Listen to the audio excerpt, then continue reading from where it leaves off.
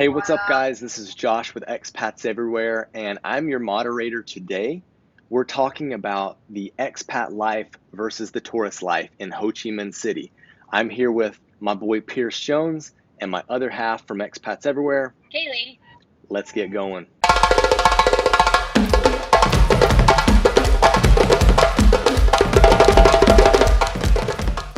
So let's talk about what the biggest challenges for navigating the street food scene are. Let's go with the tourist version first. What do you think the street food scene is like? So it seemed like in Ho Chi Minh that there are a lot of good street vendors, but you have to be really careful on who you choose. Cleanliness doesn't seem to be the biggest thing. That was my take as a tourist. And so if you're not used to certain stalls, you don't know what their practices are. And actually, I did get sick off of street food in Ho Chi Minh City. So that kind of makes it. You never really know, I guess. So that would be a hard thing as a tourist, is you're just not sure what you're going to get. And it kind of depends on how adventurous someone is as well, right? I mean, if you're not super adventurous, then maybe you'll stay away completely. But if you are adventurous, it seemed like it was kind of risky. And I say it was risky because I did get sick off of street food. Pierce, what do you think?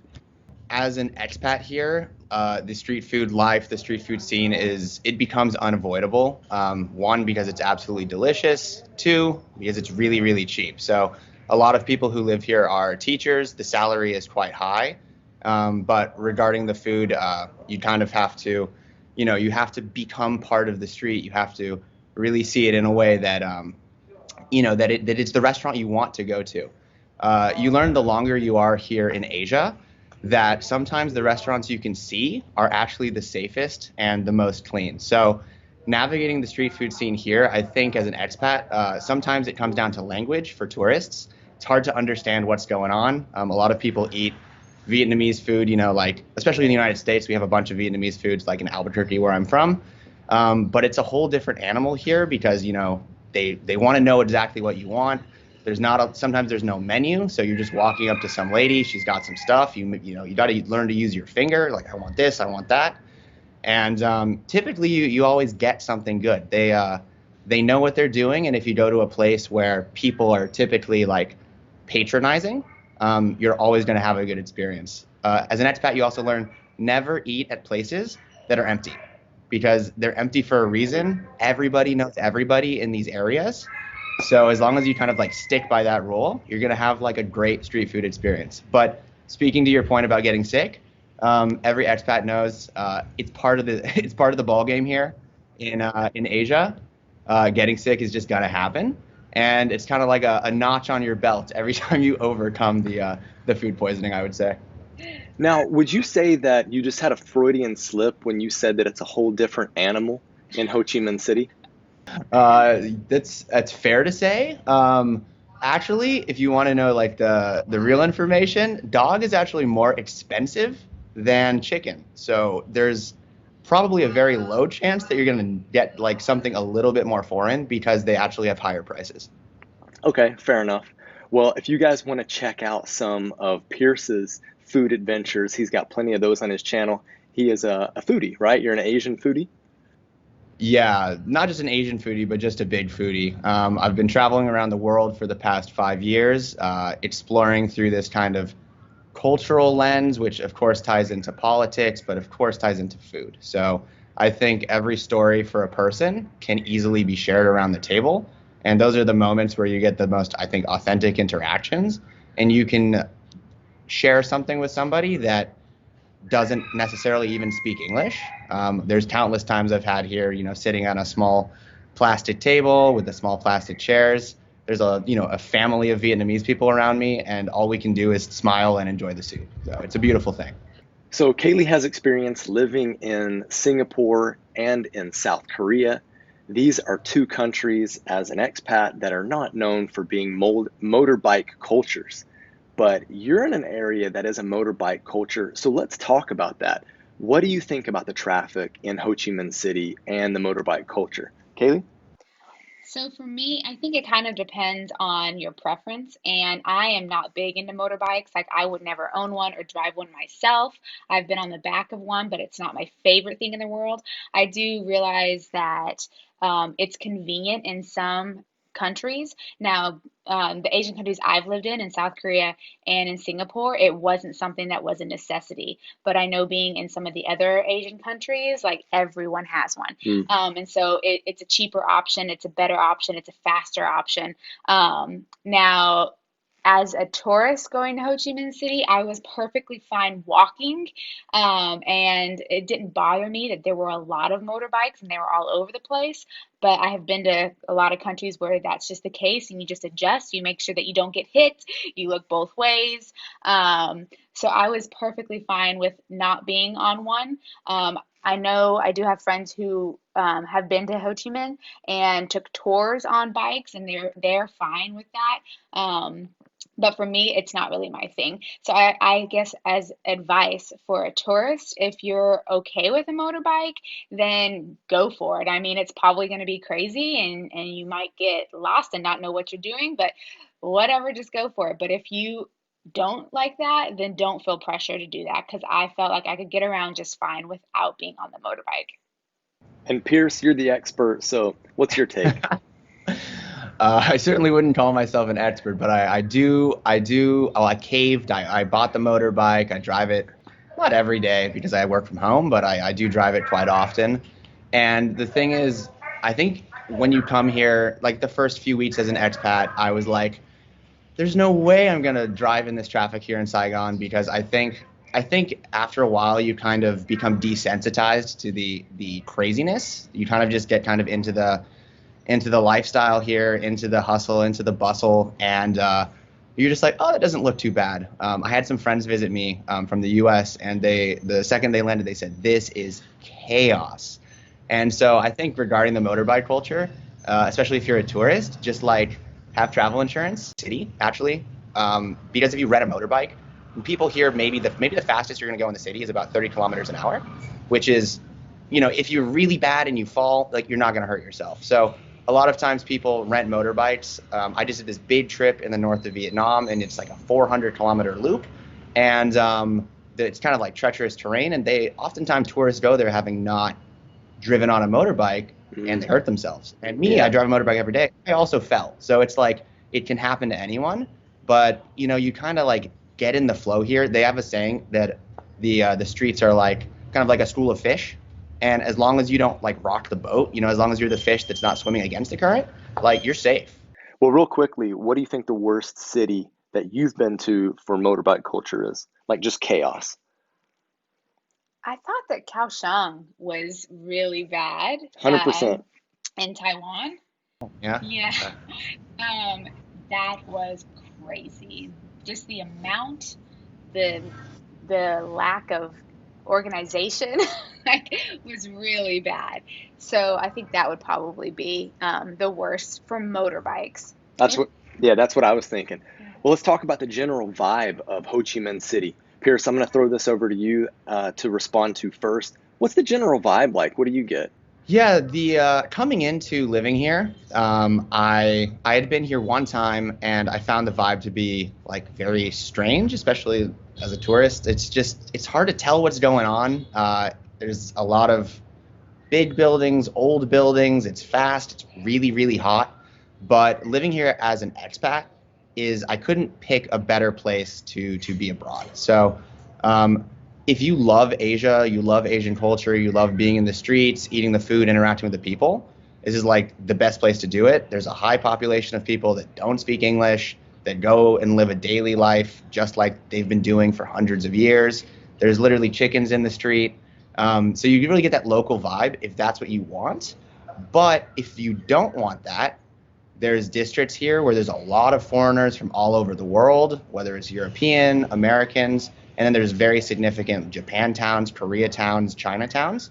So if you are looking to, go have a burger and watch like Aussie rules football or American football with your friends at 4 in the morning because of the time difference, like that's also something you can do. You can not interact with the culture at all, which I would say is a terrible thing for me. But if you're here and you're working for some company, and you're not that interested in it, and you're just kind of here because your job sent you here, like you can get some killer like fish and chips. Like it exists here too, and I think that's the perfect like ideology of Ho Chi Minh. Awesome. Yeah, that's interesting because I think when you go as a tourist, especially if you're only there a few days, you don't get to see that. Mm. You have to be there longer and you have to meet people and have them show you or tell you where things are. And as a tourist, you're generally researching online. You're maybe going off of recommendations from people who have been there before you, but you don't really land in those different neighborhoods. So I would say, as a tourist, if this is your first city in Asia, then it's probably going to be a shock. There's a lot that will be shocking about it, and it will be confusing because I remember it was quite a mix of old and new. So you kind of see that the city's in a way like up and coming and trying to be newer, but it still has a lot of old roots, and there are a lot of people who don't speak English and things like that. So I think if you're a tourist there and you don't have much experience with Asia, then it will be like shocking. But when I was there, I thought the mix was pretty cool. You can kind of see that they're trying to be modern, but they're also keeping older buildings and architecture, which as a tourist you want to see those things as well. But there is something comforting about the modern buildings as a Westerner too. It's not like I'm in this like really sketch area, I guess you could say. So Yeah. yeah, so I mean, as long as you do your research and you check out the different places that you want to see, you're probably not going to be seeking out the places to watch American football, because that you're not there for that, right? As a tourist, and if you have a few days, you don't want to be spending your time on that. But that was kind of my take as far as the vibe goes. Like it's a pretty cool mixture of a vibe, and I think they're used to seeing a lot of tourists or just foreigners there, so you don't get weird stares or anything like that. So that made it comfortable. Let's swing back around and let's talk about Vietnamese food. So, what do you think of pho and Vietnamese food in general? I'm really glad you asked this question. So I want to clear something up for everybody. In the United States, like pho is like the thing. Like when you think of Vietnamese food or Vietnamese restaurants, we're always talking about pho, and actually it's pho. Like you go like down Pho? and up. Yeah. Pho, yeah. So in Vietnam, it's very similar to Italy in the fact that their noodles have names, and everything else about the interaction with those noodles just takes the name, like spaghetti, blah blah blah blah blah, or fettuccine, blah blah blah. So pho is actually just a noodle. Like they have 19,000 different types of noodles here. So the soup pho is just a breakfast soup. It's something that light in the morning that you eat that gets you like started. It's a good dish. I wouldn't say it's like my favorite Vietnamese food. But what I appreciate about pho in general is that it embodies this kind of like testament to fresh flavors and also convenience. So the whole point is you go to the street at 8 in the morning, you have a long day of work ahead of you. Someone's got the big pot with the big spoon and they're ladling out pho to like people in the street all morning. And I think it's like a very humble, like a humble thing that keeps Vietnam going. And I think that's why pho is so cool. Nice. Yes, I didn't know that. I mean, obviously, because in the States You or didn't in the know it was West, breakfast. no, I didn't know that they like that there are different types of noodles Oh, and because I think in the States it's quite trendy, and when something's trendy, sometimes it gets skewed as to what it actually is. Or if it just comes from a different country, like the way that Chinese food is different in America than it actually is in China, right? It changes when it moves to a different country. So I didn't really know too much about it, but I do like pho. Is that how you say it?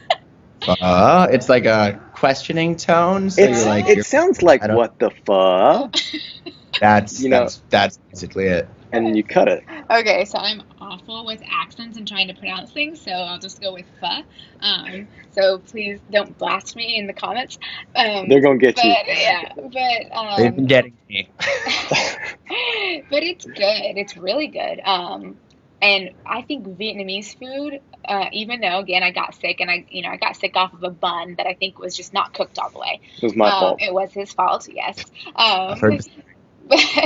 But so I'd still go back there and I would eat buns again, or I would eat the food again. I'm not like scared of that because we're pretty sure it was just undercooked. Um, but the food, the flavors of the food, I thought they were really good and different, of course, different dishes. And the freshness, like you were saying, was really good. Whether that was, street food or just little pop-in restaurants that you would go to, and maybe you didn't even know, like we had this, we didn't even know really what we were ordering, but all these like fresh things came out, and you kind of just went with it, and you made your little wrap, and it was really good. So I have fond memories for different reasons of the Vietnamese food. So as a follow up to the question of pho, it's interesting because as a tourist you would never really know, but until you interact with locals and ask. But there's a huge debate on whether northern Vietnamese food or southern Vietnamese food is better. On the surface, it all looks the same. So in the north, the pho is typically less sweet, and so the northerners think the southerners are crazy because they add sugar into their pho, like their broth. And I have a northern friend from Hanoi, and every time we eat soup, I'm like, how is it? And he's like, because I think it's delicious, it's awesome. And he's like, yeah. I think that's like the funniest thing. There's these regional things that you just can't pick up on, and I think that's the expat kind of thing in Vietnam, that you just have to be here, not for 1 month, 2 months, but like a year, 2 years to understand these nuances for sure. And really, that's kind of the life of an expat. When you move someplace, you know, if you know someone who has visited there, they're like, oh, I've been there. But when you live in a place, like you just peel back all the different layers to Hmm. it, and you learn so much about it. So it's so different than just traveling there.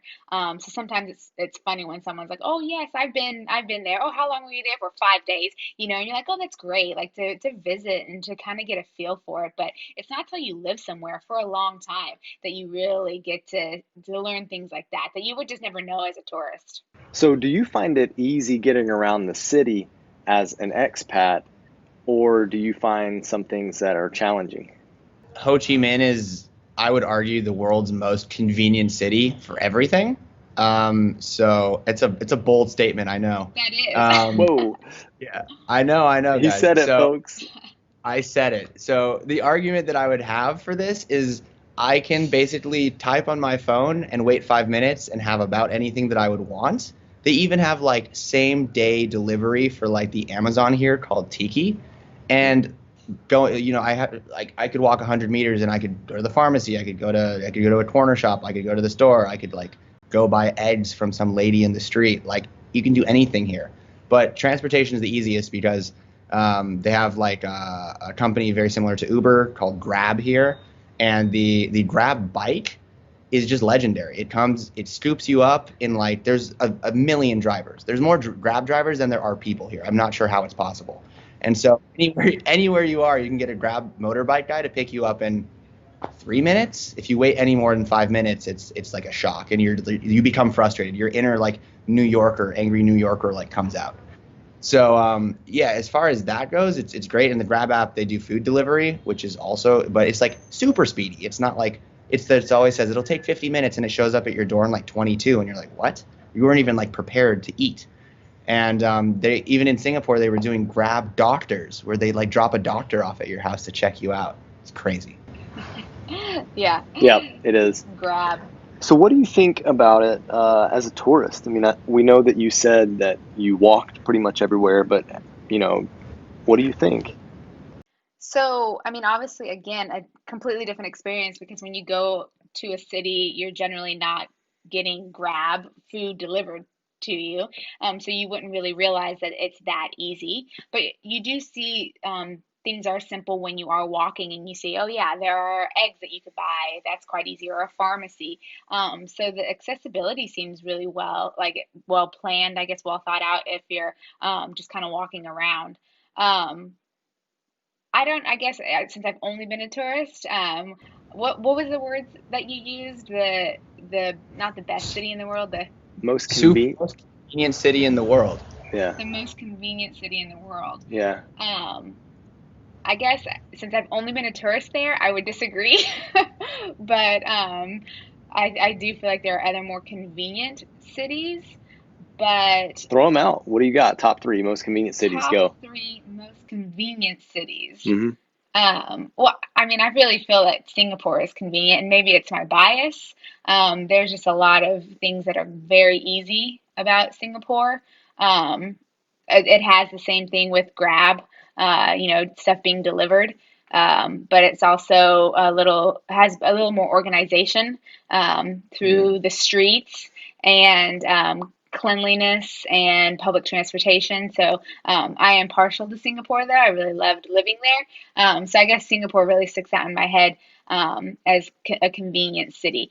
Now, I do really feel like the Asian cities have done really well with convenience for things like delivery. Like if you're in the States, it's like they're so behind on getting, like McDonald's delivered.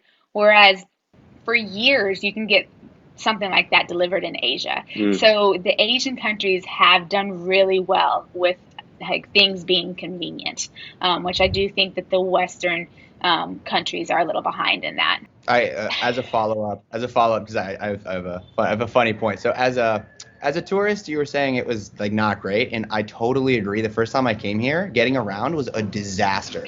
Like this city's so hot.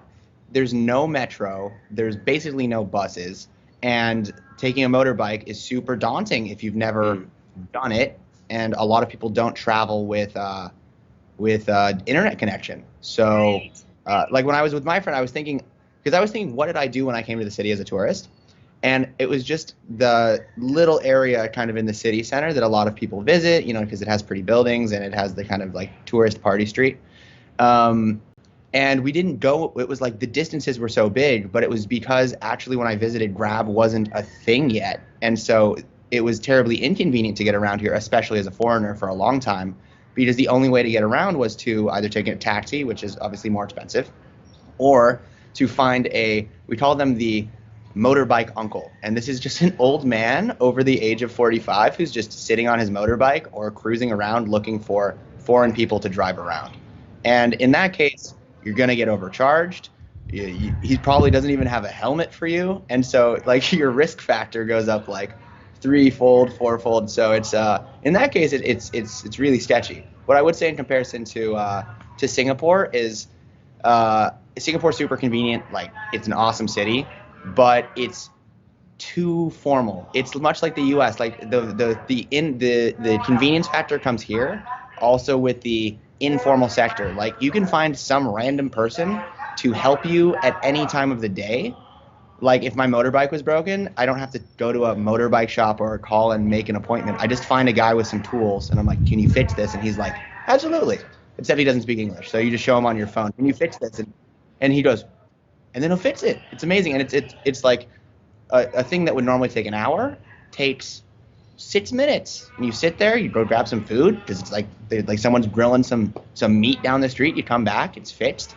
And then the price is like absurdly cheap. It's a beautiful thing living here sometimes.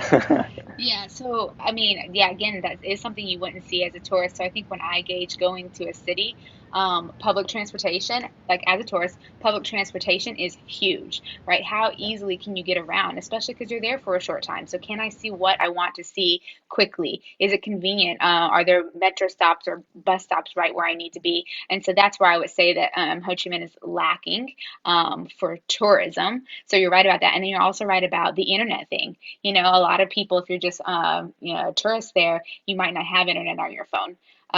So it is hard then to just be like, well, I'm just gonna get a grab from here because I'm lost or I don't have much time. You have to pop into a coffee shop or get a drink to use the Wi-Fi, and that can be inconvenient. So yeah, that is a big difference. But it's interesting, obviously, talking to someone like this who has just done tourism and who lives there, and you see when you get there and you are able to peel back those layers, how convenient you find it as opposed to just being there short term.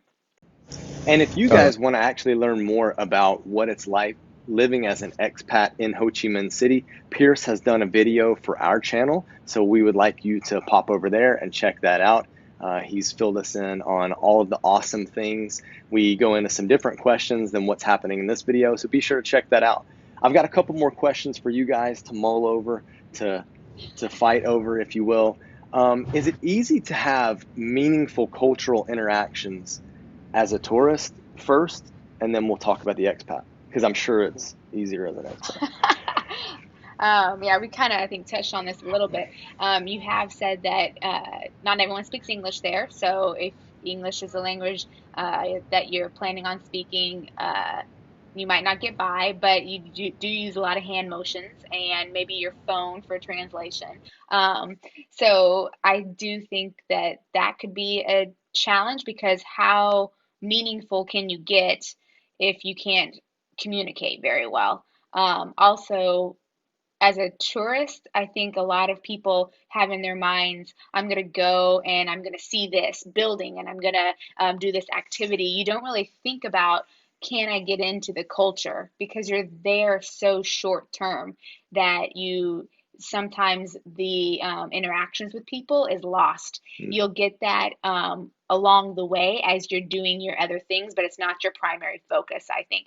So I think as a tourist, it is hard to have meaningful interactions, conversations, communication with people because it's just not your main focus, Mm. really. And it's not a lot of people's main focus. Some people actually might travel to places and that is what they're traveling for. But I'd say for the most part, it's just not your main focus. Do you think length of stay changes that? Like if Yeah, you're going to be there for 3 days versus 3 weeks? yeah, absolutely. Because if you're there in any place, really for 3 days, it's generally go, go, go. I have this to see. I have this to do. I want to, go here and do this.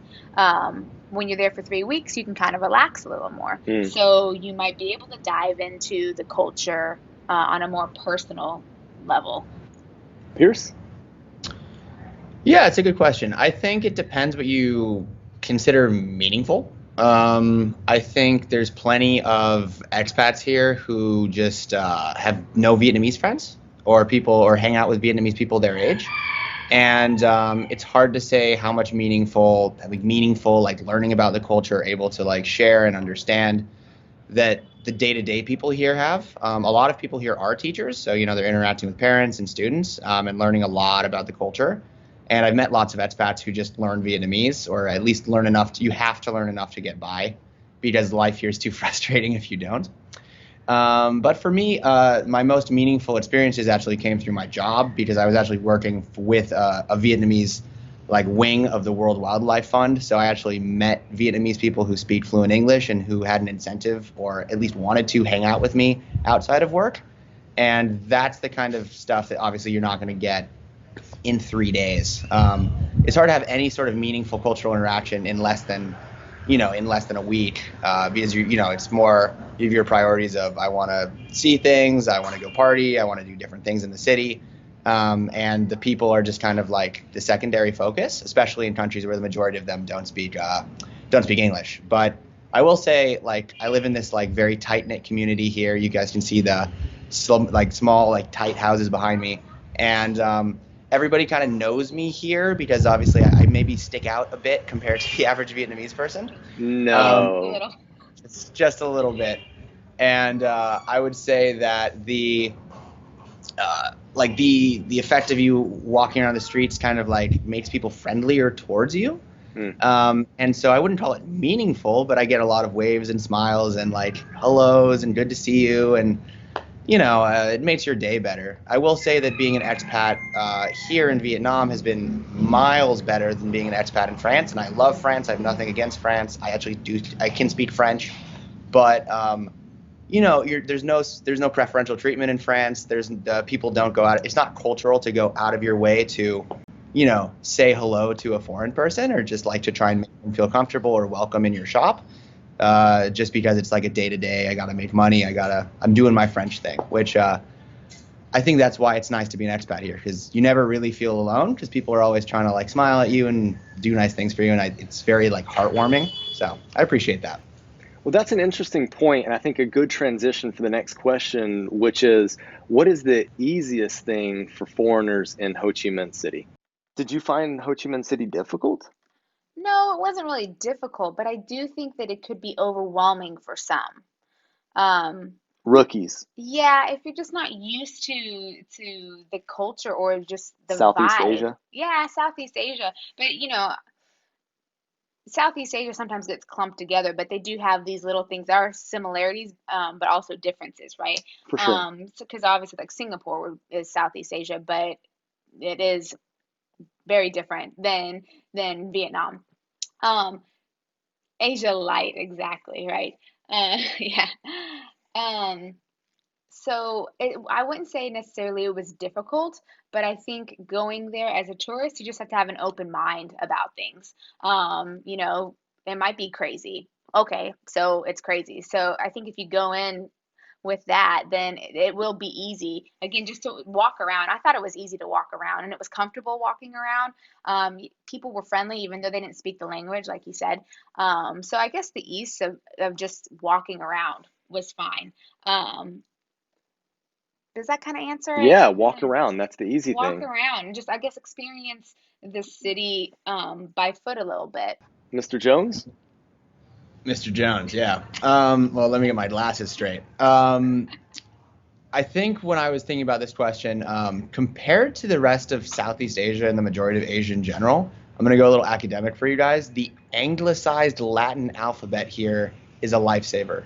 So it allows you as an I mean, like they use the French were here, and so they don't use Chinese characters. They use our regular alphabet. So um, the point is that when you go to Bangkok or you go to Shanghai or you go to Tokyo, ooh, it's if you've never been to Asia, you can really be a fish out of water because you can't read, and so your basic like grasp to reality and interaction with society is just pulled out from under you, and you go back to these super basic like, hey, like what are you cooking there? Can I point at it and you can give it to me? Or you learn these quick words to kind of like get by. So I actually lived in Thailand for a few months and I had to learn the basic food words, not because I wanted to learn Thai. Of course, I love languages and stuff, but I had to learn it just because, like, if they didn't have pictures on their menu, like, you have to communicate what you want somehow.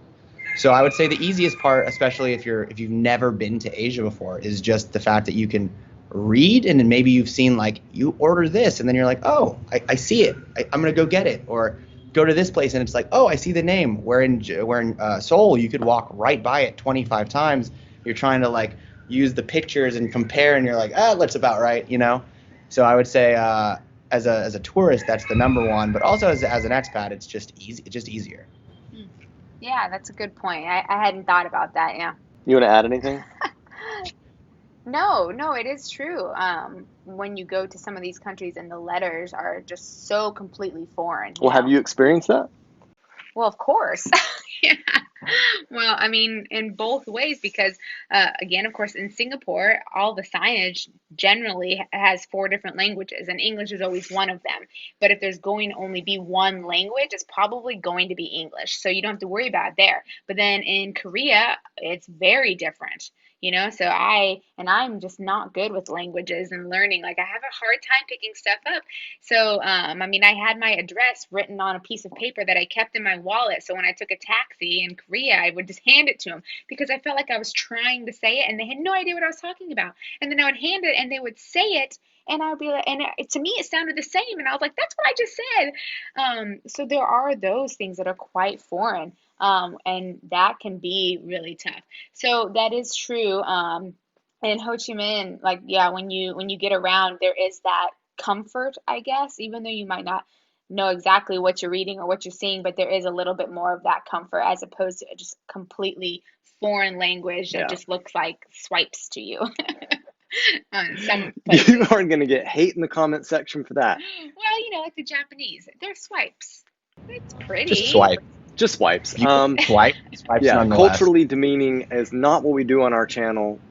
So, Cut that out. Don't put that in there. That's ridiculous. all right, so let's move on to the last question that we have, which is regarding the cost. Now, we're going to talk to Pierce about the cost of living in Ho Chi Minh, but how do you find costs as a tourist? So I remember it being cheap. Now we did stay at a nice hotel, and um, Was that cheap? that was not cheap, right? Okay.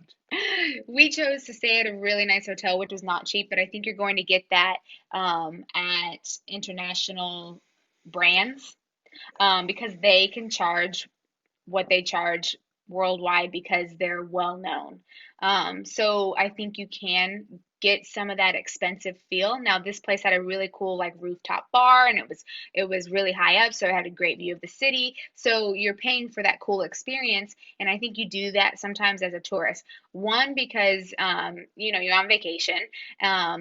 Two, because it's familiar, so you feel like you'll be okay, as opposed to just finding maybe a random hostel that you're not sure of. Mm. And three, I guess, well, I don't really know. One and Three, two. one and two. One All and right, two. Pierce. Wait, I wasn't done. Oh, wait. You Yeah, weren't so I done, but you had one and two. Well, I was going to, okay, wrap it up, but Put a bow on it. yeah.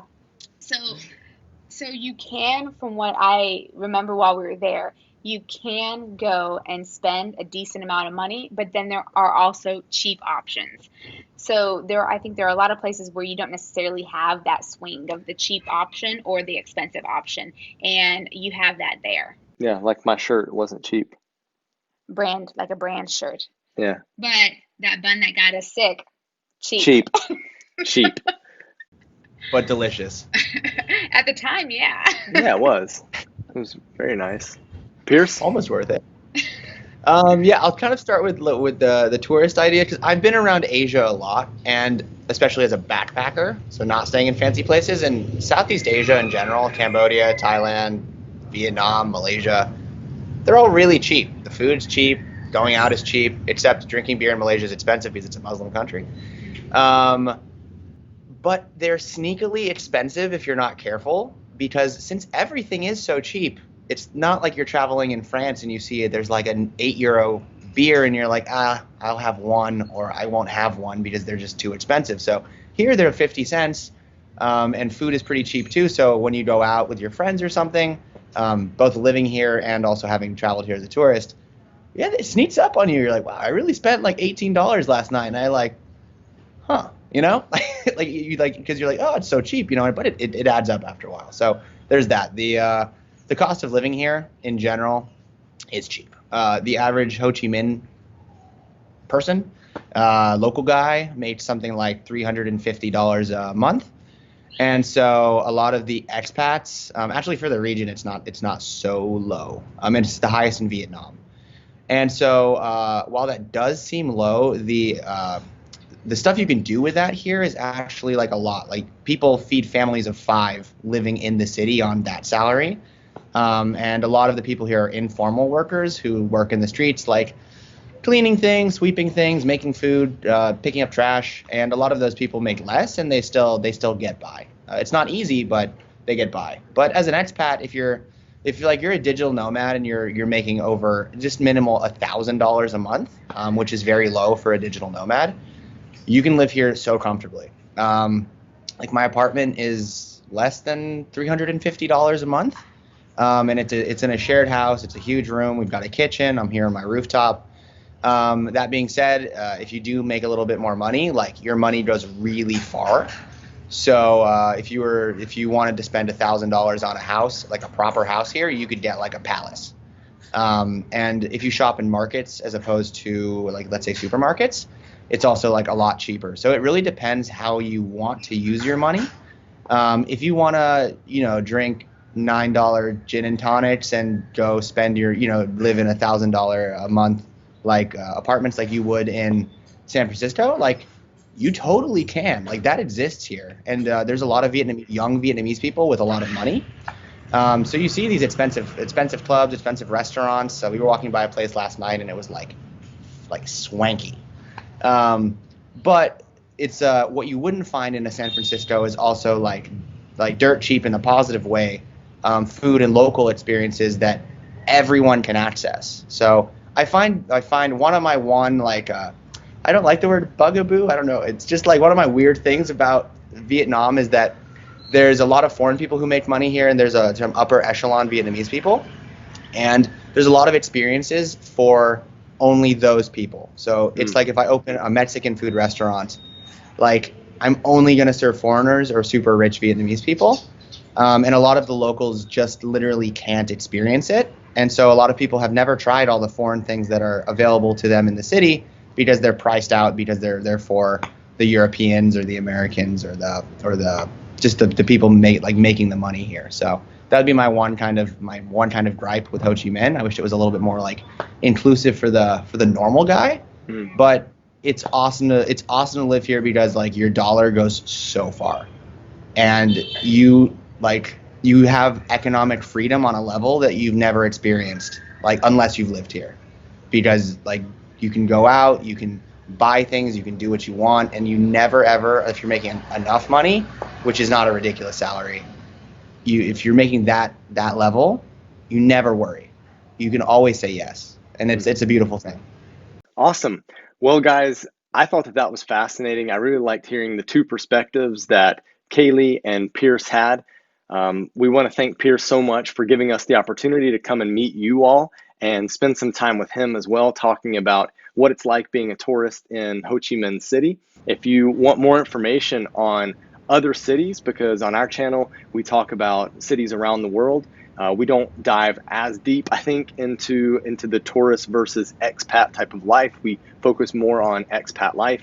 And if you want to check out another place outside of Vietnam, pop over to our channel, check that out. Kalie, thank you so much. Yeah, thanks, Pierce, for having us on your channel. Yeah, so as I always close my videos, thank you guys for watching. Make sure to like and subscribe, hit that notification bell. Go check out Expats Everywhere. Just do it. You've watched the whole video. If you've made it to this point, you've watched the whole video. So get on over there, hit a subscribe for them too. They're great people. They're in Florida, but traveling soon. And cheers, guys. Hope to see you again. Yeah, love to see you in Ho Chi Minh. Absolutely. All right.